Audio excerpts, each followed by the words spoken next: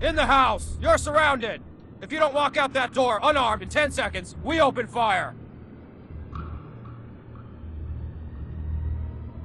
10, 9, 8, 7, 6, 5, 4, 3, 2, 1. Last chance! Okay! Perforate it, boys!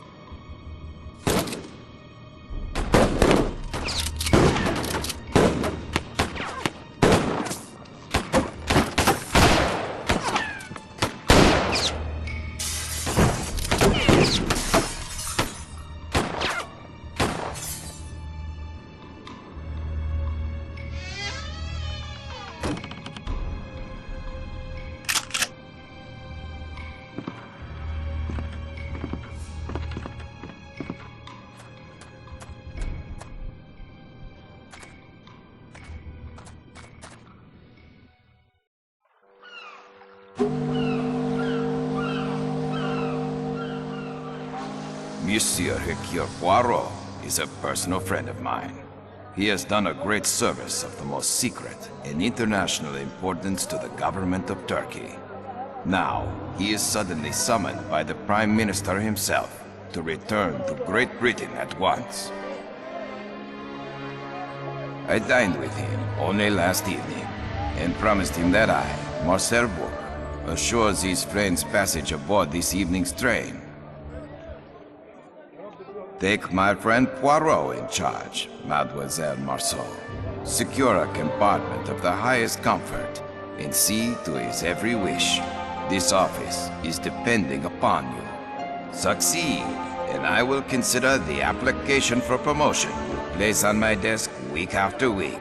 Fail, and satisfy yourself with the position of clerk for the few short days you will remain in my employ. Monsieur Poirot?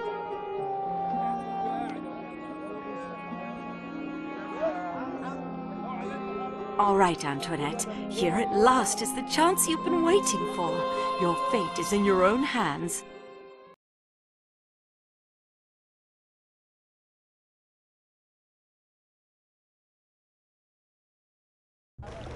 Monsieur Poirot?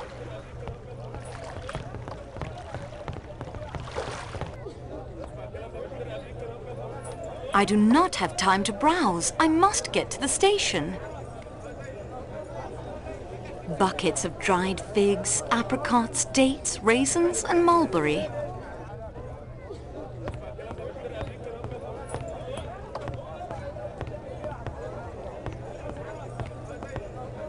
This fool tries to sell me a cleaver with no style or grace. Tell him which is the better cleaver for the hacking of meat. Please, let me pass. Answer my question. Tonight's meal depends upon it. Nothing is more important than that. The cleaver in your right hand. This inferior piece of stamped metal! You are a fool! The cleaver in your left hand. At last you arrive. Obviously you know nothing of cooking.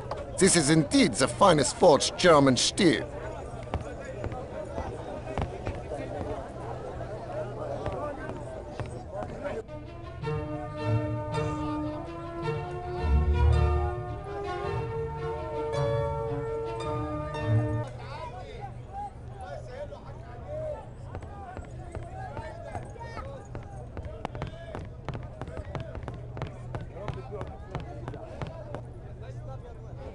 Monsieur Poirot?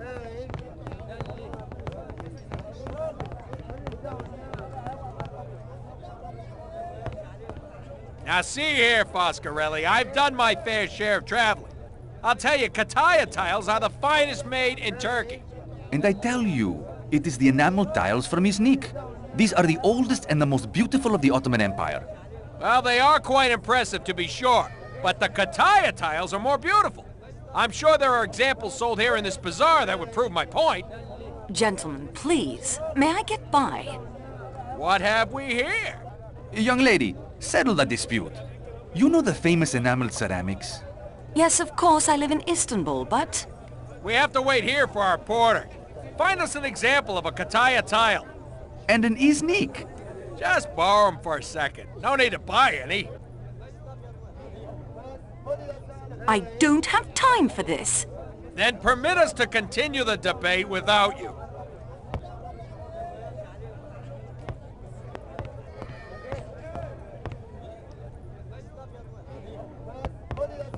Boxes of tea from Turkey and Ceylon, herbal teas and thick, dark Turkish coffee.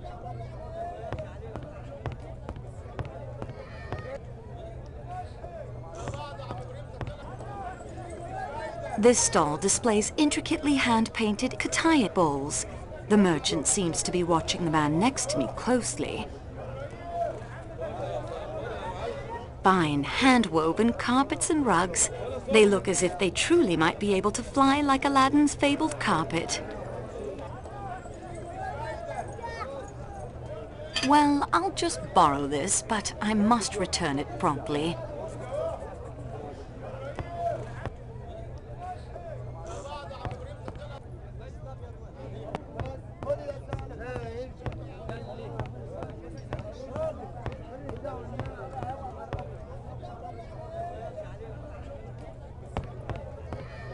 Ah, she returns. Perhaps now we can settle this. Did you bring us a kataya? Or an iznik? Here is a kataya bowl. It is the best, of course. There. What did I tell you? Thank you, young woman. Now we can turn our attention to more important things, like those fountains we were discussing earlier.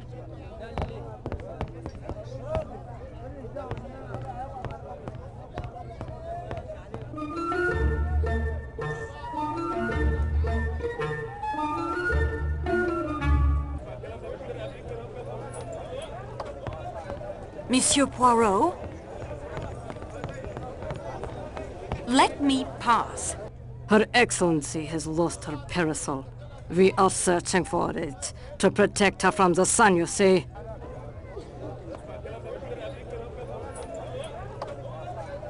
I beg your pardon, but I am in a great hurry.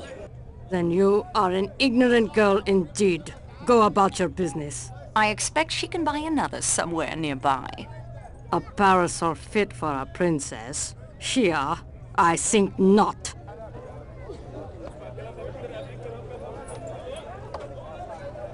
I appeal to you, Princess. Please, let me pass. Have you by chance seen my parasol? I've lost it. I can't think where I left it. I haven't seen it. I'm sorry. If you could help us look for it. I am not as mobile as I was at your age, and Schmidt would rather fast than make an adequate search. I would be very grateful.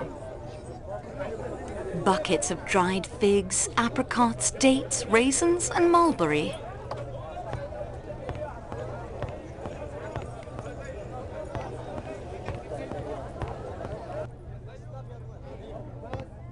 Boxes of tea from Turkey and Ceylon, herbal teas and thick, dark Turkish coffee.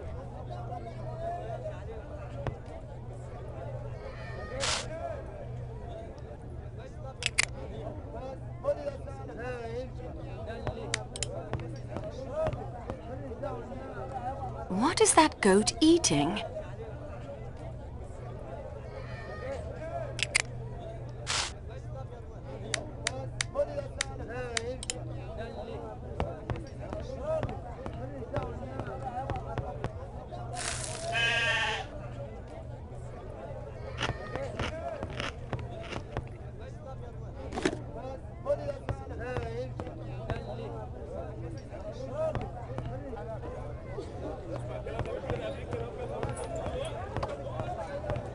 Could this be the parasol? But yes, Dankeschön, Fräulein. If your Excellency pleases, we should board the train. I still must buy a bracelet for my arthritis, Schmidt. There is ample time yet for the train. Let this helpful young woman pass.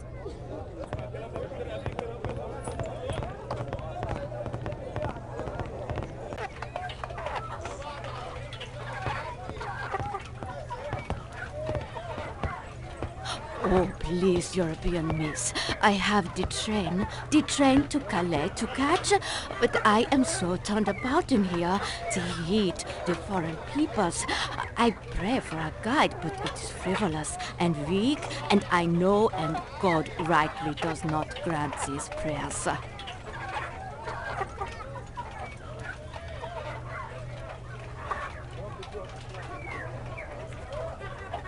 If you'll come with me, I can take you to the train. Oh, thank you. You are my guide that God sends to me. Yes, take me to the train, please. I must not be missing the train that leaves Istanbul on this day. I am Greta Olsen, matron to a small missionary school near the port of Gemlik. I nurse and instruct the children who have lost their way.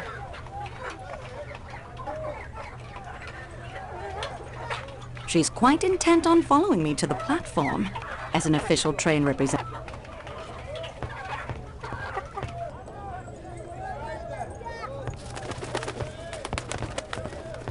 Hector, make sure the statue is safely on board before departure. Yes, Mr. Ratchet. Who do they sell this pottery to? Tourists, I expect. Huh. Well, at least the dust looks authentic. Excuse us, please. Well, hello. Please, do not be stopping us. The train will be leaving without me. French, right? Are you traveling with us this evening? Yes, will you pardon us? What's the rush? We have plenty of time. Fellow passengers and all. Plenty of time to get acquainted.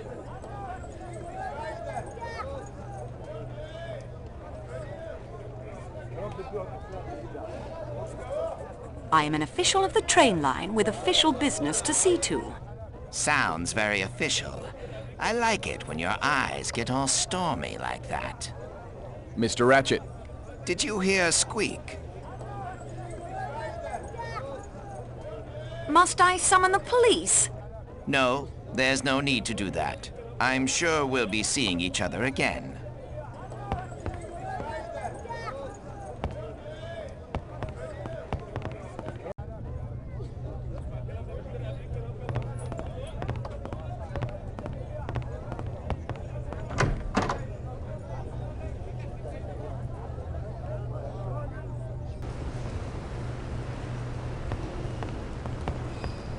Marble floors, barely worn by the feet of thousands of passengers. Sakeki is more than a train station. It is a work of art, all its own.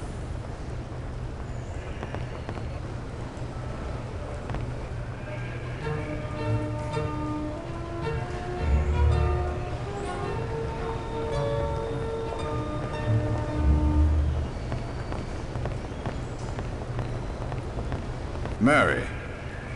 Not now. Not now. When it's all over, when it's behind us, then... Well, what are you waiting for? Don't let us stand in your way.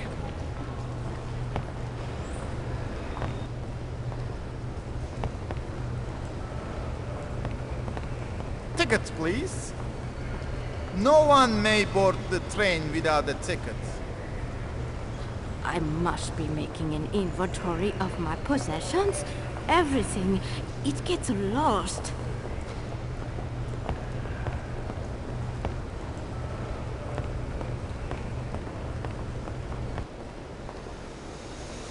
I packed so quickly, I hope I remembered everything.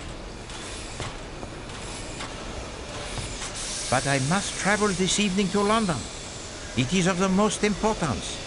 My friend, Monsieur Bou, director of the line, assured me of a room aboard the Calais coach. I am sorry, monsieur. It is incredible. It is off-season, yet the world elects to travel tonight. Not a single room remains. Pardon me, messieurs. I'm Antoinette Marceau from the Istanbul office. Are you quite well, Mademoiselle Marceau? You are flushed and winded. I'm fine, really. It was something of a chore to catch up to the train. But the train, it does not move. Mademoiselle, please tell the gentleman the Calais coach is full. I work for your friend, Monsieur Bosque. Ah, of course. And he without doubt has given to you the description most precise. I would have known you anyway. I have a passion for crime. You enjoy the study of it, I hope, but not the committing. Oh, the study, the gathering of clues, the questioning of suspects. Merely what the Americans call the footwork. Legwork, I believe, monsieur. As you said, I prefer the detection that occurs here. The little grace hands. My scrapbook contains many accounts of your cases. That mysterious affair at Styles, the death of Roger Ackroyd, the noted businessman, Lord Edgware's murder. But forgive me, I'm rambling. What is your name? Pierre Michel, mademoiselle. I've seen your name on reports. Your record with the company is excellent. Thank you, Mademoiselle Marceau. I always strive to do my very best for my passengers. Then strive now, Michel. Perhaps Monsieur could sit up in the salon car for the beginning of this journey? Please give Monsieur Poirot room 16. It is taken, mademoiselle. But number 16 is always kept in reserve for such emergencies. Nevertheless, tonight it is occupied by an American gentleman, a Monsieur Hardman. He does not sound like someone to be trifled with. We must find a room for Monsieur Poirot. Mademoiselle, if I could construct an additional compartment, I would. Let me see your passenger manifest, please. I have an extra plan of the Calais coach with all the passengers listed. Take it by all means.